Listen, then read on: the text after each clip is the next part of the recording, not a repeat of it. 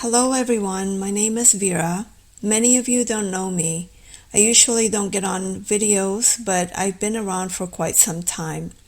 I started out being one of the original members of Tank's team, his core team. In May of 2020, Kim joined our team. Back then, we were doing morning core meetings with Tank, so that continued with Kim on board with us. And then in November of 2020, we launched UNN and UN+.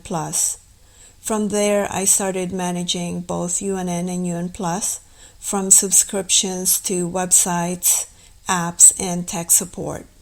In January 2022, I received a call from Kim and Lisa informing me that the three of us were going to be the owners of UNN. At that time, my husband was very sick with cancer, so I was missing a lot of the morning meetings. So this was a separate conversation that the three of us had. Each of us had an understanding of our responsibilities, with me managing UNN and UN+, and all the responsibilities I previously stated, but also being the account manager for all company-related accounts, which I was already doing since we launched UNN and UN+. Lisa was already handling the finances, so she would continue to do that. And Kim was doing the news. She was also working with a team of ladies on the calls, so they could help her figure out how we could get the funding through. And to give a little bit of history about how the girls' team formed that works with Kim, and how Lisa and I became part of that team. At the end of July 2021, Lisa and I had a healing call with several ladies on her healing team. It was regarding an issue I was having with my house. The healing session went great that afternoon. However, after about 5 weeks, some of the issues continued. So Lisa wanted to do another healing session. The same ladies were invited to the call. On the morning of September 2nd, Lisa happened to mention in our morning core meeting with Kim and Tank that we were doing another healing session on my house that afternoon. Kim said she wanted to attend the meeting. When she came to the meeting that afternoon, the topic of the conversation changed because she took that opportunity to start asking the lady with the quantum biofeedback machine her questions. So we actually didn't do the healing on my house. And that was the inception of the girls' team. Then we started meeting every day ever since. Initially, there were more people on those calls. We added another lady in mid-October. She is the seer on the team. She is the one that Kim said is from the Council of Five. Eventually, there were only 6 of us left, including me and Lisa. Kim can belittle my and Lisa's participation, but without me doing my job in the background, she and others on the team who were getting paid wouldn't have benefited from our earnings. Even when my husband was very sick with cancer, I was working day and night in between his treatments to make sure the subscribers were taken care of and that I did all aspects of my job. Let's fast forward to where we are today. I'm here to tell my side of the story and how it all unfolded that resulted in the events of Friday, December 29th, 2023. So what really happened? It started on December 21st when Lisa forwarded a message from Kim to our group chat about the hats for the production staff. Lisa thought it was best to get me involved in the decision-making because Kim usually sends the messages relating to money directly to Lisa. Lisa wrote, "I feel it's best to include Vera. I'm okay with Mike paying for the hats. Tell him thank you." The forwarded message from Kim said, "Miss Lisa, instead of bonuses, we are ordering hats for the production staff. Total cost is $452. Mike offered to pay for it if we cannot. What would you like to do?" Kim responded with, "Okie dokie, let me know," although Lisa had already answered her. When I saw the messages, I gave my answer to Kim's question. I said, I think it's great that Mike wants to pay for the hats for his team. He should go for it. Kim responded with, okay, so you want Mike to buy them then? I just need to know what we're doing. And it's not Mike's team, it's our team because UNN is what pays our bills. I said to her, I thought you said he offered to pay for it. I think it's great if he can do that because he has the means to do it. And Kim said, okay, fine, thanks. Apparently, Kim didn't like our answers. 1 minute later, she said, I'm getting to the point where I want out of this partnership. A few more minutes went by and Kim sent a couple more messages. She said, the first of the year we are going to have a conversation. I'm not on the company. I have zero access to any bank account balances, even when I ask, and so much more. That same day, Kim called me on Telegram at 4:49 p.m. Eastern. I didn't answer the phone because Telegram calls do not ring on my phone. There were no other communications on our group chat after December 21st until December 26th. On the 26th, Kim and Lisa messaged back and forth on our chat. Then Kim called my phone in the evening. I didn't answer because I was taking a shower. And a couple of minutes after that, she sent me a message on Telegram that said, I have tried to call you a few times. I'm guessing you don't want to talk to me either. I called her back after I got out of the shower and saw the missed call and her Telegram message to me. We had a conversation for over 2 hours. We talked about a number of things, mostly having to do with what she was not happy about. She was trying to see where I stood on everything, which side I was on. I told her a number of times that the three of us needed to have a conversation about those things she brought up. She agreed, and then after a while we ended the call. I thought it was strange that at one point in our conversation, she thought I was talking to Lisa when I was responding to what she was saying to me. Nothing happened the next day, December 27th. The next incident was on the morning of December 28th. Kim thought there was foul play on the back end of Vimeo. She sent a message on our Kim Lisa Vera chat with a screenshot of the video list showing the date and time the videos were modified. And she said, I can see what your decision is. Thank you for being so obvious. I will act accordingly from here. And we were immediately removed from the production team chat on Telegram. We meaning me, Lisa, Tam, and Emma. But they left Michael Lane in there. They must have forgotten about him, but he was removed later that afternoon. 14 minutes after she sent the first message on our Telegram chat, she sent a demand and threat, which said, I will expect a transfer of 1/3 of all the money in all bank accounts, plus the incoming January deposits. If this happens, I will keep my mouth shut about all that has transpired here. If not, well, ... Kim and I went back and forth about the videos. I told Kim that the glitch on Vimeo has been happening for a while. I know Mike and Jolt, who have access to the back end of Vimeo, have seen it happen before. I said to Kim, this is not any of us doing this. The system has been doing this for a while. You can ask Mike about it to confirm. She said, I did, before I made the statement. It looks like a batch, but that has to be requested.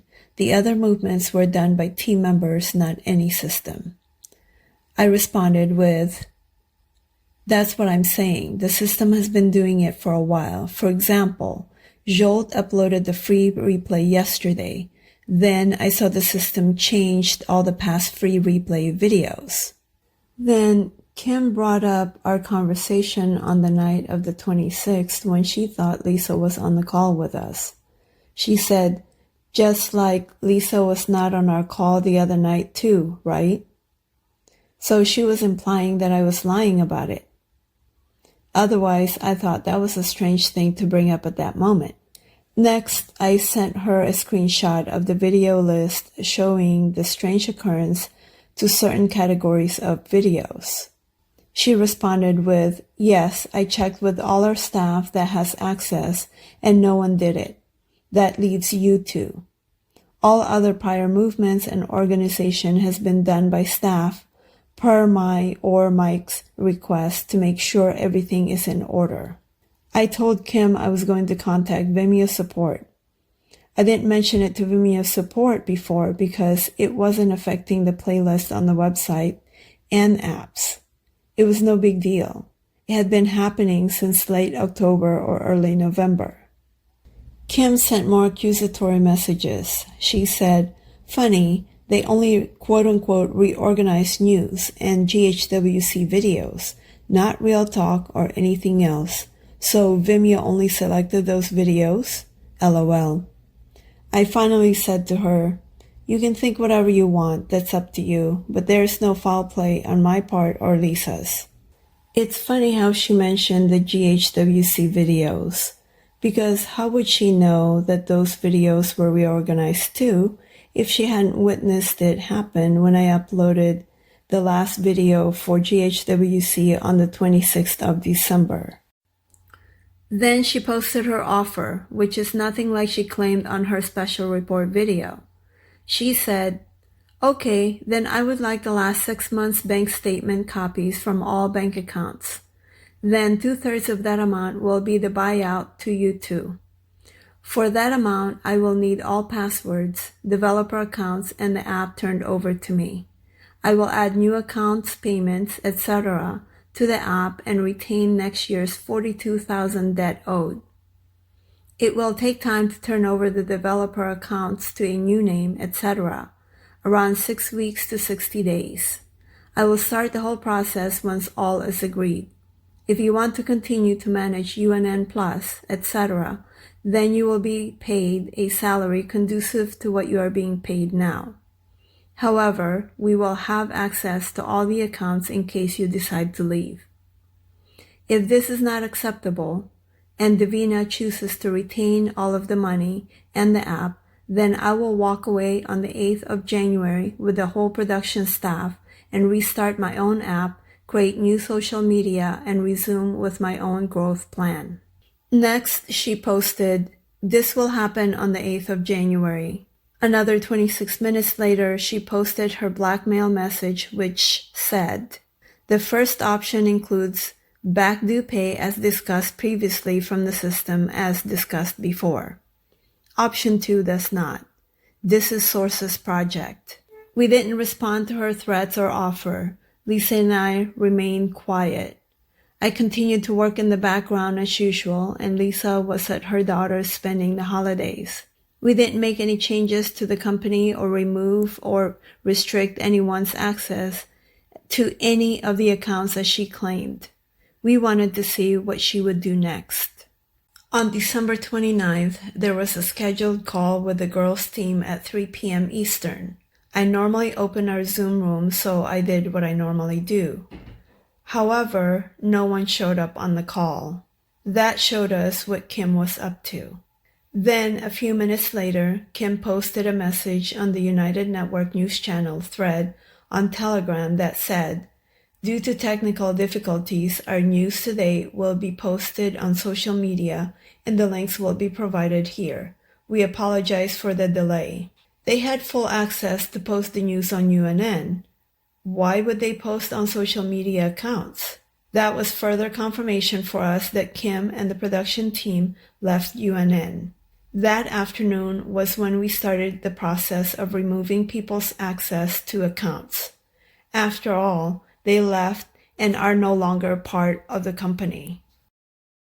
Kim's accusation that she was removed from the Care General chat was a lie. This screenshot shows she left the channel. And on the same post, she stated, "My access to post news on the app has been removed." But that only happened after it was clear to us that she had already left UNN.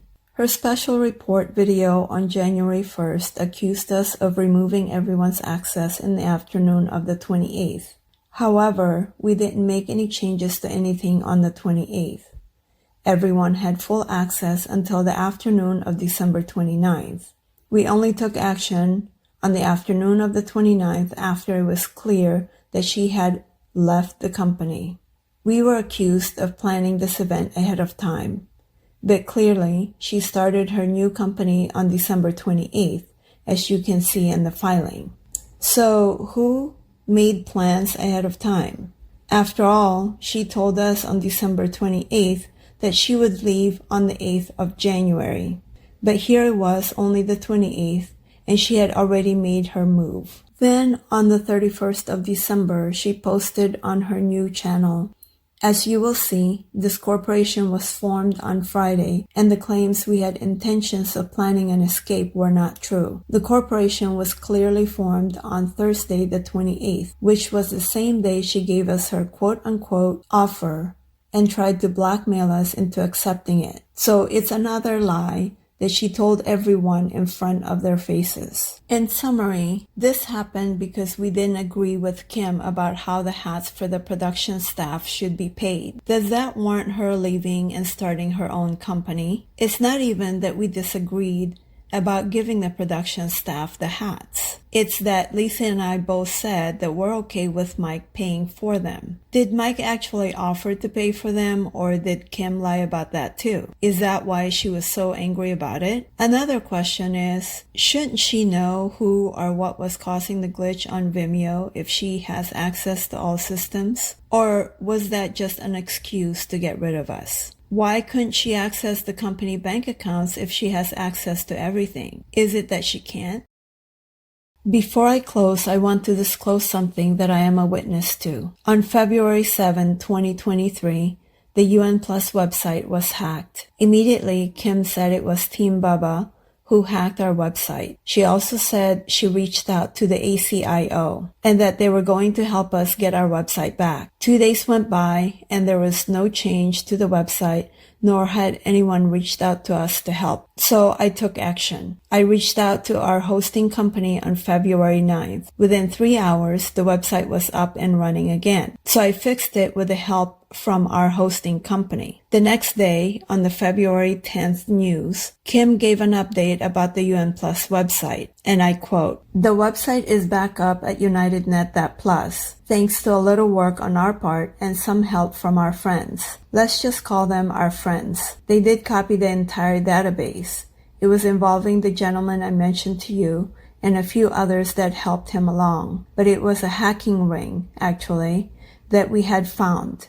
The hacker ring had people in about 32 locations in the world, and they were acting on behalf of some of the black nobility families in Greece. We did find all of the child pornography servers, which we've had for a while, as well as the child trafficking auctions that they ran online. I'm going to stop here." The hacking situation that we had, the website is back up, UnitedNet.Plus.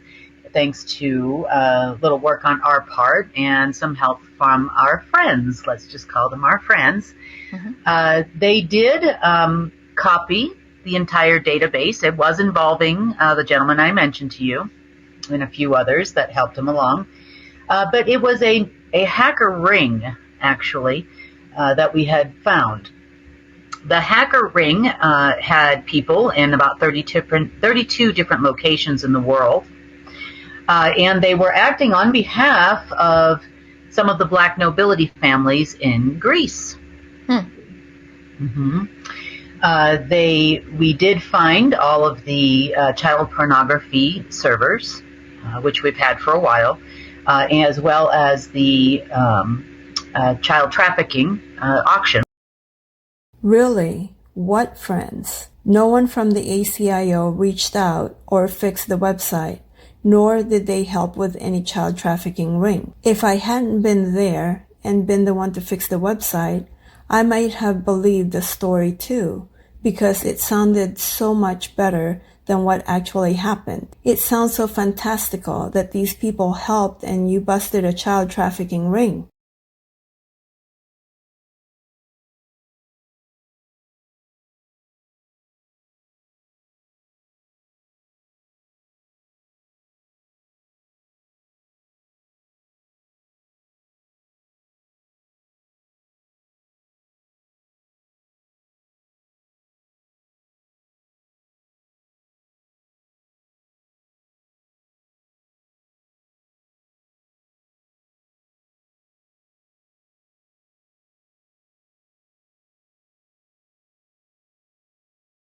That was the turning point for me. I thought to myself, I had been working closely with this woman for a number of years, and how can she outright lie like that about the work I was personally involved in and had knowledge of the actual events that took place? I was there, and she embellished so much to make the story sound so good and believable, a story she made up.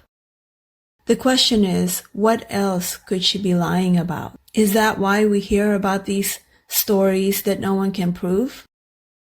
By the way, just in case you didn't hear what I said earlier, Kim works with those ladies because she needs help in figuring out how to get the funding through. Otherwise, she's not able to do it on her own. Perhaps she doesn't have access to the system that she claims she does. If she could, she would have already done it. At this rate, she's been working with a team for the last 2.5 years. What's another 2, 3, 5, or 10 years, right? Another thing you should know, since we're on the subject of disclosure and full transparency, Kim came up with another scheme to make extra money, which was the merchandise products. She told everyone that part of the proceeds will go towards adopting a family for the holidays. I think you should know that that did not happen. Instead, all the profits went to Tom Melville and his wife. Otherwise, you would have seen the Field Messenger report about it during the holidays. I bet, now that I mentioned it, they will quickly come up with that report for you. So, for all of you who bought merchandise thinking that you were helping someone in need, you just gave your money to Tom Melville and his wife. And while we're on the subject, there was a big debacle between Kim and Lisa about the money from the merch products. So much so that Kim thought it was okay to call me to discuss the issue while I was in Germany spending time with my family because my mom passed away. She called me on Telegram, and it didn't ring on my phone, so I didn't talk to her. How's that for sensitivity and caring? Kim rarely ever calls me, and only when she's having issues with Lisa. So I can assure you that she did not call me that day before I left Germany to see how I was doing, or my family for that matter. It was to discuss the issue she was having with Lisa. When the incident in Maui happened, do you think that Kim called for a meeting between the three of us to discuss how we can help those people? The answer is no. She will rebut this statement by saying she tried to send $100 million to Maui through her operative friend Roger. But alas, that didn't happen either, did it?